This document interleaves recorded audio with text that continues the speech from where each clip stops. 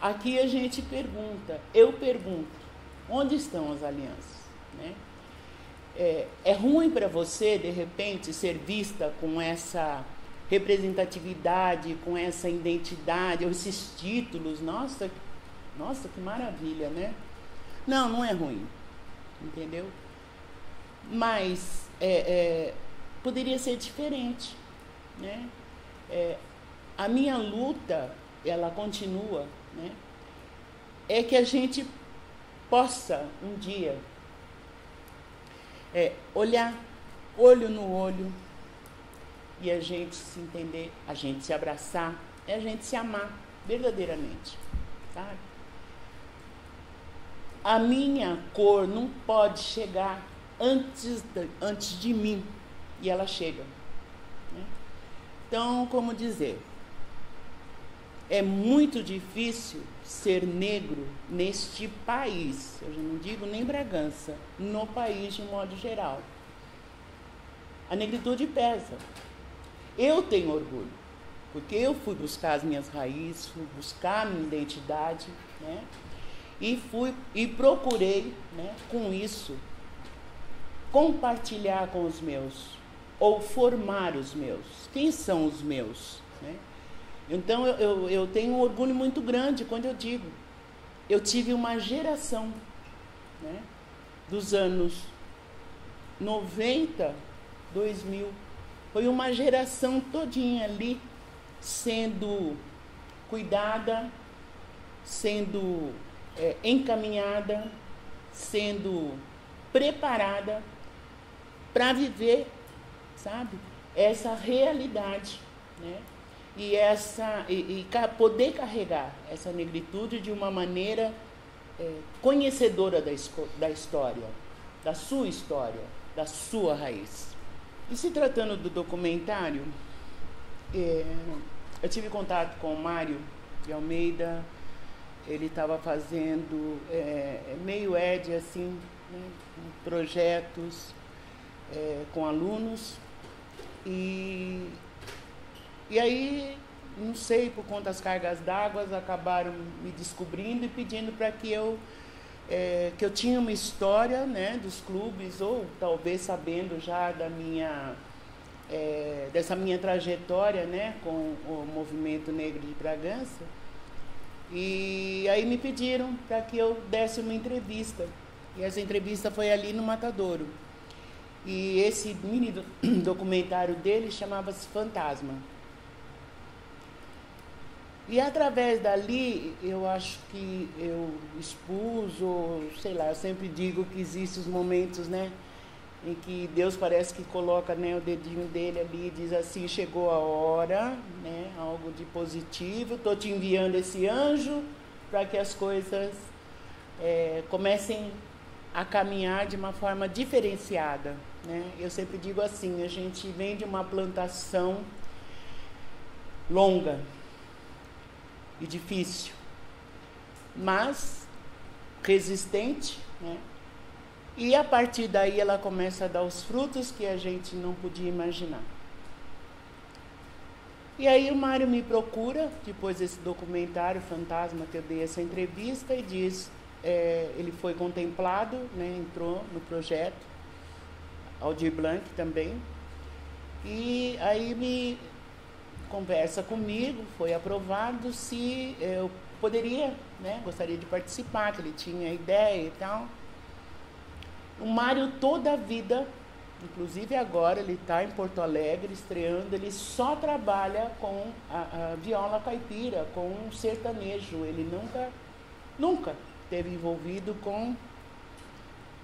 E o Mário vai para contextualizar os clubes sociais negros, porque ele achou assim de uma grandeza, né, uma história assim muito positiva, né? E Bragança tinha que tomar ciência, e acaba que esse documentário, né, ele se transformou assim num material até pedagógico, né, o que muito nos alegra. Uhum. Então realmente não havia, não sei, pensado que a coisa pudesse tomar essa proporção, mas muito deixou a gente assim muito envaidecido, muito agradecido, muito enfim. Então, essas histórias todas que estão no documentário, eu não vou entrar em detalhes, né? Porque todo mundo assistiu aqui. Acho que quem não assistiu, então, para ter oportunidade de assistir, é muito, muito, muito rico, né? E se tratando da história negra de Bragança. Então, são pontos ali mencionados que a comunidade, a população, a sociedade bragantina desconhece. Ou desconhecia e passou a ter, né, conhecimento. Quem viveu, viveu. Quem não viveu, né, então até se assusta. Quando a gente inicia, a grande maioria das sociedades, mas como é que vocês vão fazer um trabalho sobre negritude? Mas nem preto em Bragança não existe. Bragança tem preto. Então é nisso que eu trago, sabe? Que eu fortaleço no documentário. Como não tem preto? Gente, vamos, né, nos aprofundar um pouquinho mais na história de Bragança, e aí vem, né, as mostras em que a gente relata que o povo negro escravo esteve aqui e ajudou a construir essa cidade, e por que motivo, né, a invisibilidade desse povo, né, negro, dessa escravidão que aconteceu aqui também, e tem uma grande maioria de historiadores que afirmam que não, que Bragança teve muito pouco escravo. Ah, tá bom, só Bragança que teve poucos escravos, né? Então, ainda a insistência, sabe? Há pouco teve um evento ali no teatro, lançamento de um livro até. E, de novo, esse historiador, né, me chamou e disse: eu vou provar para você que Bragança não teve, em média, 7 escravos. Gente, 7 escravos construíram igreja, derrubou igreja, né, tem tantas referências, né?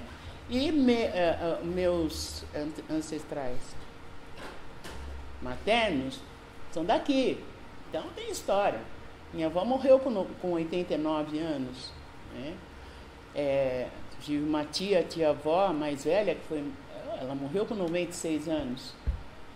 Não faz tanto tempo. Como?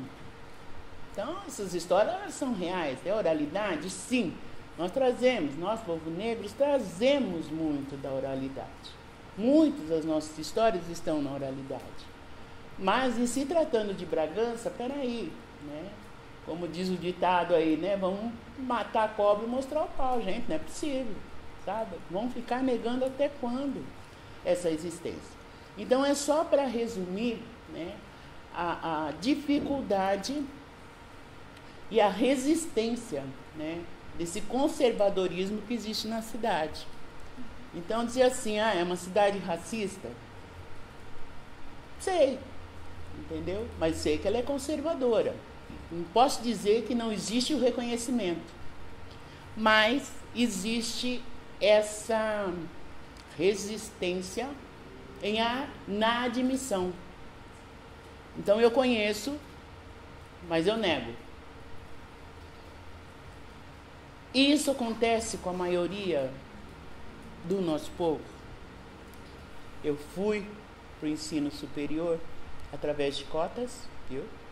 Em 2008, eu fui buscar meu ensino superior. Prestei Enem direitinho, como todo mundo faz, viu? Eu estava com 57 para 58 anos. Agora imagina, eu chego numa sala branca, jovem, negra, idosa, eu estou ali na faixa de 60. Como é que eu sou recebida? Nossa, acho que vou tomar um susto, né? Vixe, o que essa mulher... Meu Deus do céu, vamos ter que carregar. Aí eu pude mostrar para eles... Esses 4 anos, nunca carreguei uma DP, entendeu? E pude provar para eles, nesses 4 anos, né, que é possível. E deixei o respeito imposto.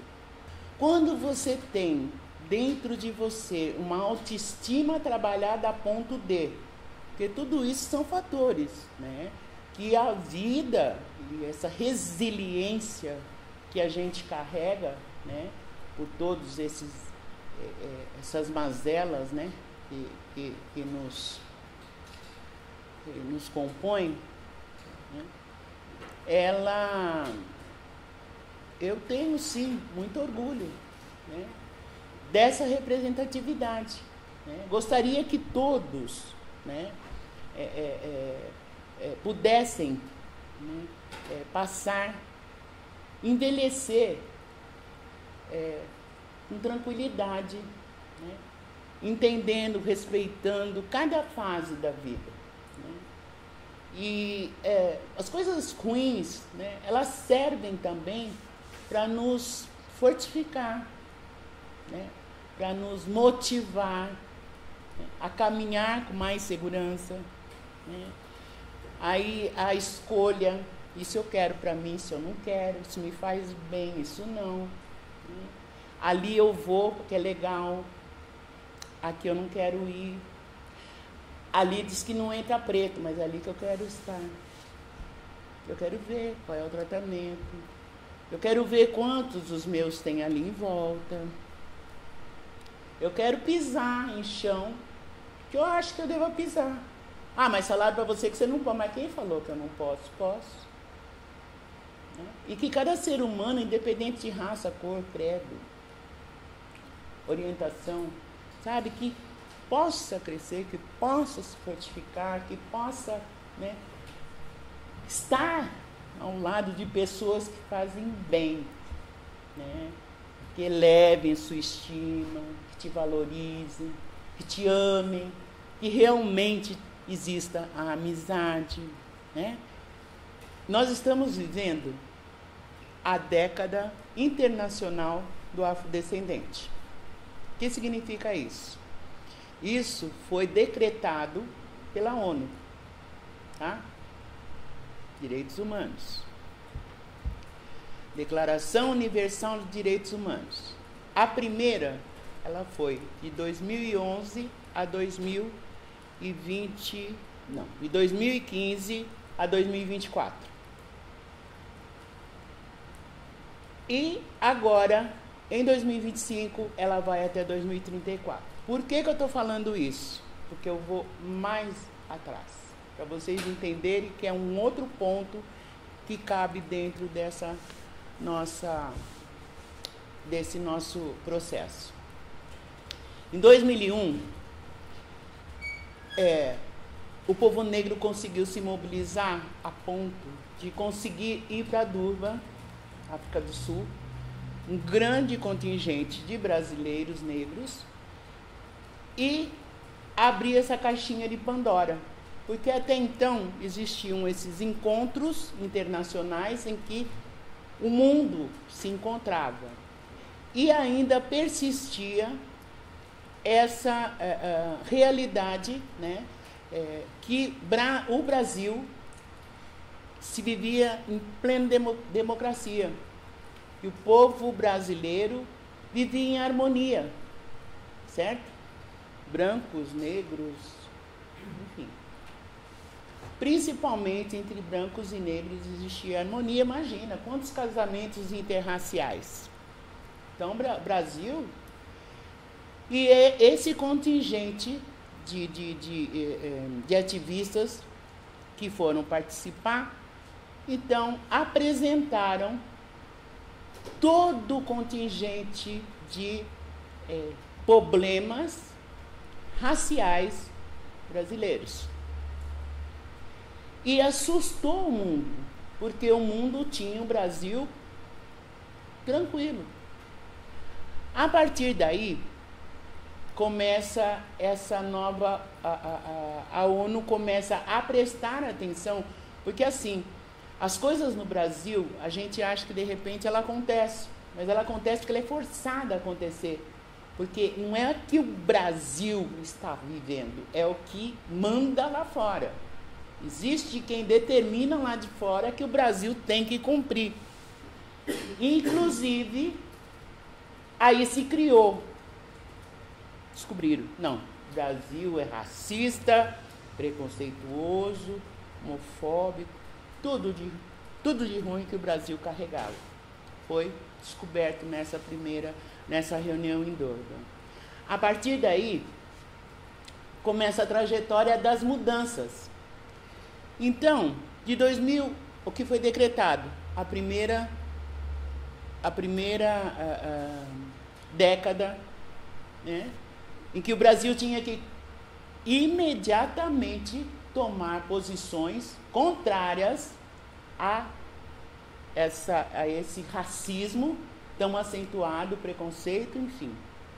2015 a 2024. 10 anos para o Brasil começar a mudar, interferir com muita, mas com muita urgência nesse conceito todo. O Brasil começou a querer caminhar. Melhorou, a gente já tinha algumas representatividades, a gente já ligava a televisão, já via alguma coisa que a gente dizia assim, nossa, parece que eu estou me vendo, que bom, ai que bom para a minha autoestima. Mas ele não cumpriu, não deu a totalidade, e não vai dar tão cedo, a gente sabe disso. Então, decreta-se novamente, 2025 a 2034. A falta de conhecimento faz com que geral, né, não consiga raciocinar e ver que é um longo trabalho. Né? São anos de resistência, 400, 500 anos, gente. Brasil, 137 anos da dita libertação. Nós não alcançamos, vamos levar mais 400 anos para alcançar essa equidade. Entendeu? Então não tenham medo de nós. Não tenho essa preocupação que eu vou tirar um lugar da Jaque, sabe? Não existe, isso não existe, porque nós não temos, infelizmente, por conta do racismo, a falta de oportunidades, a condição de chegar, né? Então essa dita abolição, que eu sempre digo, 14 de maio é que é o nosso grande problema, ele reflete ainda nos dias de hoje. E aí fui trabalhar, consegui uma oficina, eu morava em São Paulo, né? Aí São Paulo é uma beleza, aí vocês já ouviram falar da José Paulino, 25 de março, aquelas confecção, né? Aquele monte de confecção. E eu entrei numa dessas confecções e... sabe? Eu entrei como aprendiz e já era sair encarregada e trabalhando todas as máquinas. Sempre fui assim muito acho que inteligente, né? Acho que era. Então, assim, o desafio é comigo mesmo, até hoje. Então, e aí o tempo foi passando. Daí passa o tempo, você trabalha, daí você casa, né? Aí no que você casa,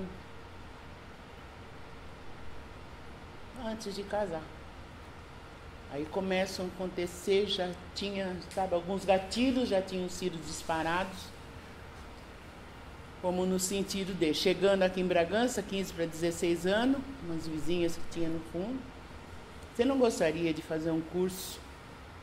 Santa Casa está com um curso de auxiliar de atendente de enfermagem, na época era atendente. Eu era costureira, eu vim de São Paulo costureira. Falei, nossa, que legal. Eu quero. E aí começa a mudar a minha história.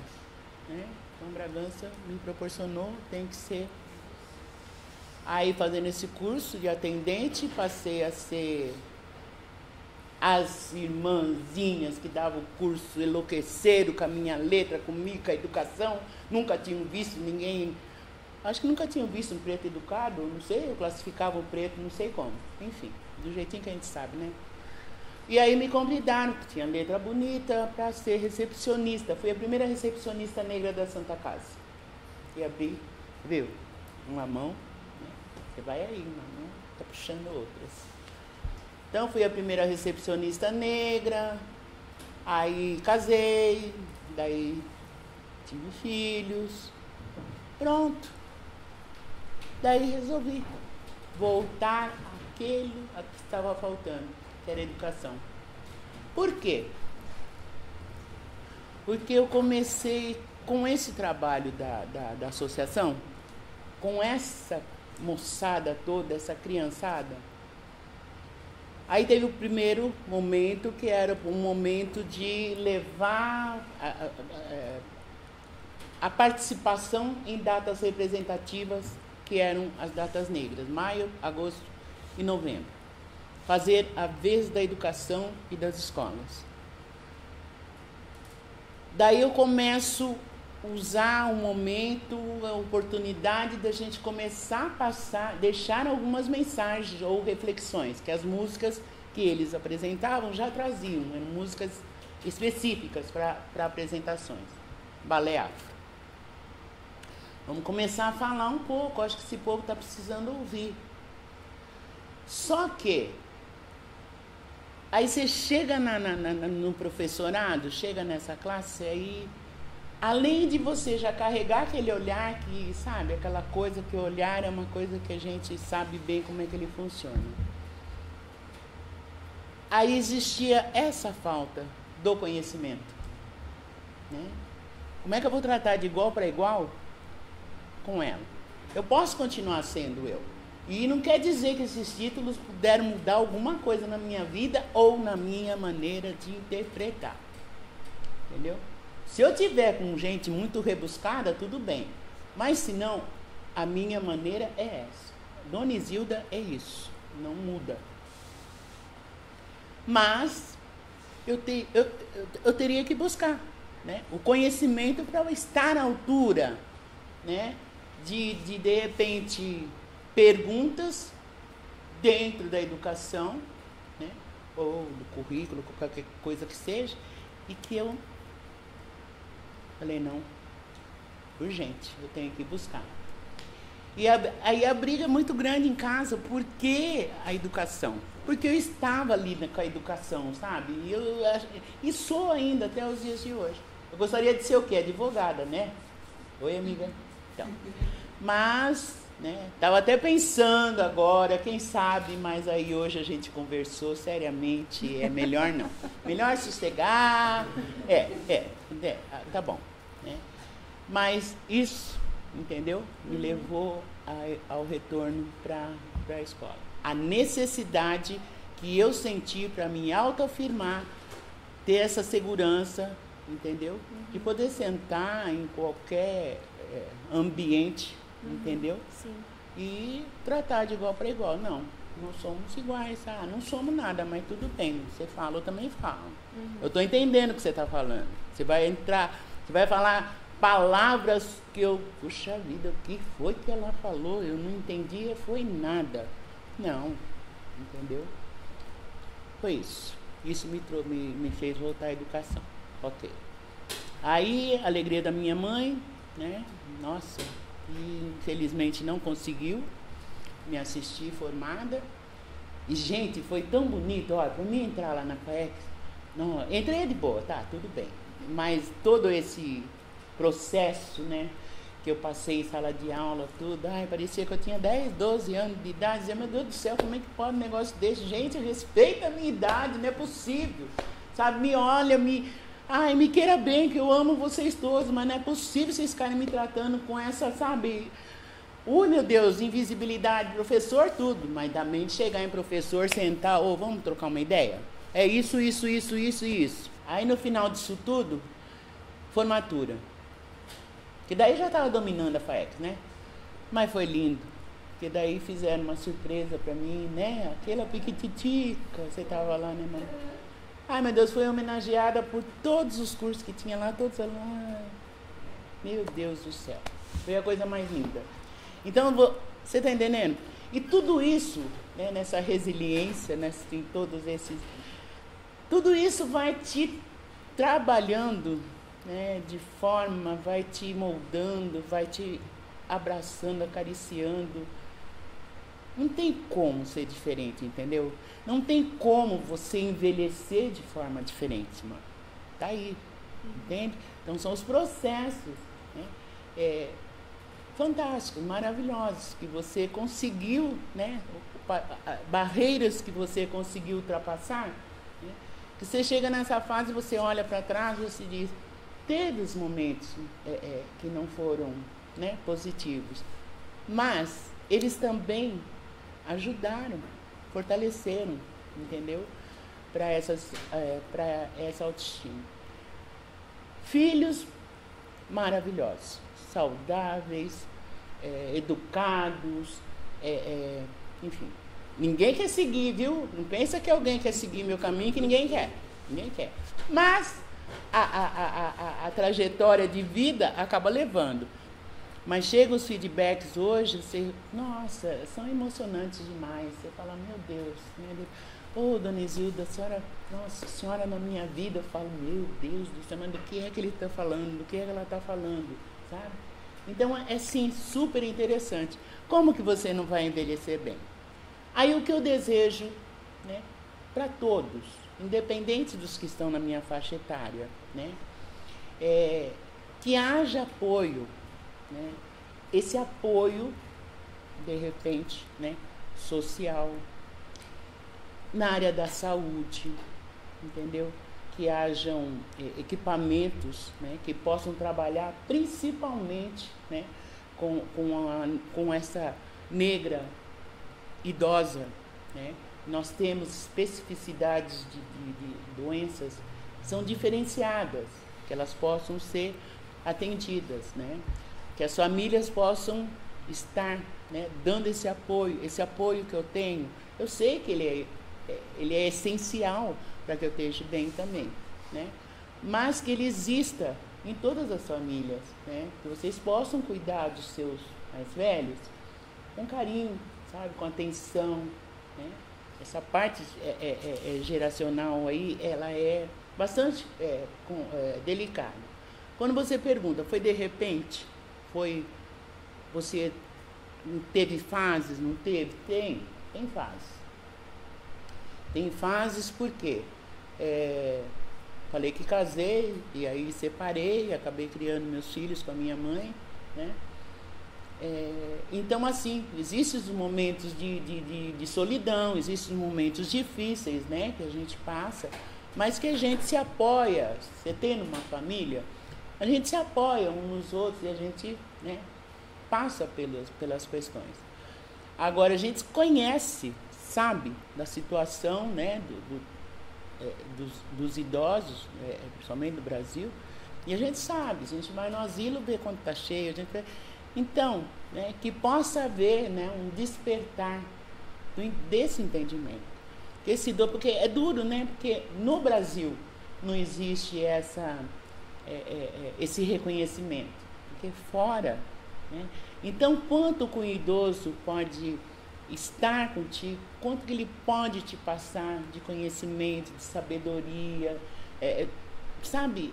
Te dá um outro norte. Histórias de idosos, elas são fantásticas, mas ninguém tem paciência, e hoje pior, hoje ninguém tem tempo, né, para sentar e ouvir um idoso. Aí eu vou ouvir minha avó, e a avó, sabe?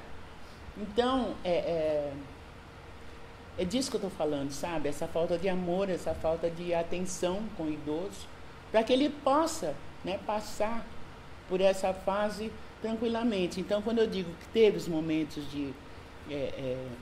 né, diferenciados, teve sim, né? E mesmo agora, nos meus 70, quando eu entrei nos 70, eu falei, caramba, por quê? A minha mente, ela está ainda parada nos 40, ou talvez até menos. Mas o meu corpo começou a não acompanhar. É o que acontece com a grande maioria. Gente, é crise, hein? Eu dizia, não é possível, o que está acontecendo comigo? E fiquei aí uns dias bem ruinzinha, sabe?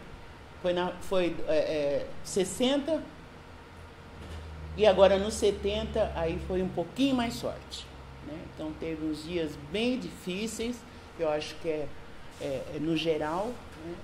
Essa coisa de não, sabe, da cabeça não acompanhar, sabe, o organismo, o resto. Então, assim, graças a Deus, tá tudo bem. Mas para a idosidade negra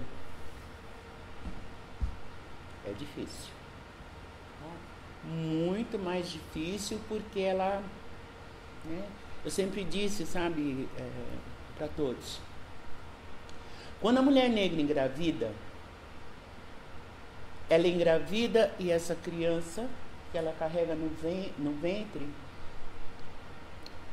ela capta tudo. Desde o momento que a mulher descobre, estou grávida, ela começa a reproduzir todo... Vocês percebem o racismo? O quanto que ele nos adoece, o quanto que ele é prejudicial, né? Então, se tratando, né? Mas a mulher branca, pobre, não como a negra. Passa, mas não como a mulher negra. Então, a mulher negra ela está sempre ali exposta, né, aos maiores perigos. Veja, na pandemia, as mulheres brancas elas estavam acomodadinhas. As mulheres negras estavam saindo para cuidar, né, deixando seus filhos, essa coisa arada toda, né? Quantas delas foram? Como é que vai envelhecer feliz? Como é que vai envelhecer de forma tranquila? Ela não tem tempo para buscar ou para estar como eu estou de repente, né? Num sábado à tarde, tentando passar um pouco, né, de tranquilidade, de segurança, né? A gente sabe que vai ser editado, mas eles são bastante inteligentes para poderem deixar as melhores partes em que a gente deixa essas mensagens, sabe? De entendimento, né? E se falando da idosidade. E se tratando de gênero, também é difícil, né? Porque daí você carrega a idosidade, mais a raça, gente, é carregar muita coisa. Como é que vai envelhecer com tranquilidade? É uma luta diária, porque o preconceito é diário. A gente mora aqui em Bragança ainda, tudo bem, interior. Então, dependendo do lugar que você entre, você chama atenção, dependendo... E a gente sabe, né, como é que as coisas funcionam. Mas vocês pensem numa cidade grande, pensem em São Paulo, Campinas. Olha, entrou no ônibus, levantou. Né, levantou para ir trabalhar. Saiu de casa, pôs o pé fora de casa. Tomou o ônibus, está passando pelo preconceito, pelo racismo. É 24 horas do dia. Entendeu? Como que vai envelhecer com tranquilidade? Como é que essa saúde mental vai lidar uma vida para chegar, né, na idosidade, conseguir chegar, né? Conseguir chegar, porque são muitos que ficam pelo caminho, né? Da raça, da etnia, mercado de trabalho. Hoje um pouquinho, as ações afirmativas aí, hoje um pouquinho melhor. A mulher negra idosa já consegue, não só a mulher negra, mas a mulher, né, a idosa, né, falando da idosidade, já tem hoje, homem também, o campo um pouquinho mais aberto, né? Mercado de trabalho já começa a ter as ações afirmativas, reconhecendo, né? Porque, assim, o que eu lembro, meus 10, 12 anos, 60 anos, eu já é velhinho, né? Nossa, aquele velhinho, coisa, né? Hoje, de repente, você está aí, né? Com 70, 80 anos na ativa. Então, que está provado que o brasileiro vai viver mais de 80 anos, né? E o brasileiro negro que consiga ultrapassar, né, e vencer todas essas mazelas aí da vida, chega no 100, vai chegar nos 100 anos, né? Então, creio que o mercado de trabalho. Agora, na área da saúde, precisa um pouco mais de atenção, né? O que mais que a gente pode dizer? Vamos lá, nessa área do lazer, né? Também está sendo oferecido muitas, né, oportunidades que antigamente não existiam, que são essas academias ao ar livre, trazendo, né, profissional. A minha filha é uma delas, cuidando das velhinhas, fico feliz, né? Essas academias ao ar livre, com profissionais, né, esse atendimento um pouquinho mais humanizado, mas ainda isso no lazer, mas na saúde precisa um pouco mais de atenção. Eu já tinha escrito alguma coisa em 2008, que eu saio num livro lá, Mulheres Realizadoras de Bragança, em 2008. Né? Aí, agora sim, a gente está assim, firmado como escritora, olha que chique. Bom, mas ainda não é a minha história, porque ela se confunde, a minha história com, né, o restante se confunde. Mas, né, eu acabei sendo reconhecida dentro do movimento negro unificado, que é o que inicia toda essa trajetória, né, de movimento negro, e eu estou lá, primeiro livro do movimento negro unificado, e aí assim, uma alegria muito grande. Por quê? É mais uma ação afirmadíssima. Por quê? São negros, idosos, contando suas histórias, entendeu? E aí já deixar soltar uma bombinha aqui, já está sendo indicado para o Prêmio Jabuti. Olha que bonito! Nós escrevemos nossas histórias, então diferente do outro que escreveu a vida toda, tá? Então somos nós. Eu estou muito feliz e aí deixar para vocês assim, né? Daí vai acontecer alguma coisa em Bragança, daí depois eu falo. Não dá para falar ainda. Só esse spoiler agora. Só esse spoiler. Ai, que demais. Então, uma salva de palmas para a professora Gilda. Obrigado, gente.